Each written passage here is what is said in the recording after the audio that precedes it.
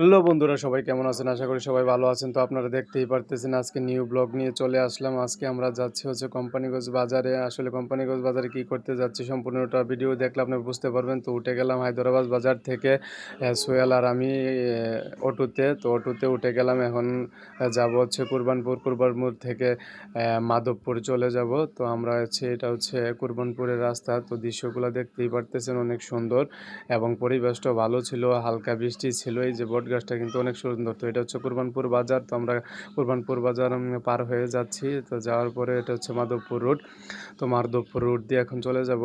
মাধবপুর রুটে আমরা চলে আসছি। তো আমরা সিনেমা 3টা 3:30টার দিকে ছাড়বে। তো আমরা দ্রুতই চলে যাচ্ছি। এটা ধরে আজকের ভিডিওটার মধ্যে অনেক ধামাকা একটা জিনিস রয়েছে, যেটা আপনারা সম্পূর্ণ ভিডিওটা না দেখলে বুঝতেই পারবেন না। তো আমরা চলে আসলাম কোম্পানিগঞ্জ বাজারে। আপনারা দেখতেই পারতেছেন এটা সিএনজি স্টেশন, ওইটা বাস স্ট্যান্ড। তো আমরা বাস স্ট্যান্ড থেকে আস্তে আস্তে চলে যাব এই যে ফলের দোকান দিয়ে আমরা চলে যাচ্ছি ভিতরে। তো আপনারা দেখতেই থাকুন আমরা ভিতরে কোথায় যাচ্ছি।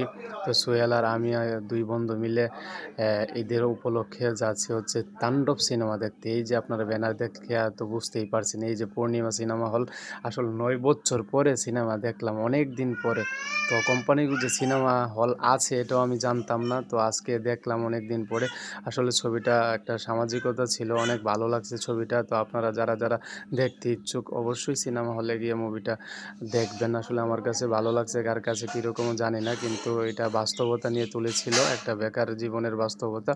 তো ভিডিওটা যদি ভালো লাগে লাইক কমেন্ট শেয়ার করে পাশে থাকবেন, আর তাণ্ডবের নীলা দেখে আসবেন।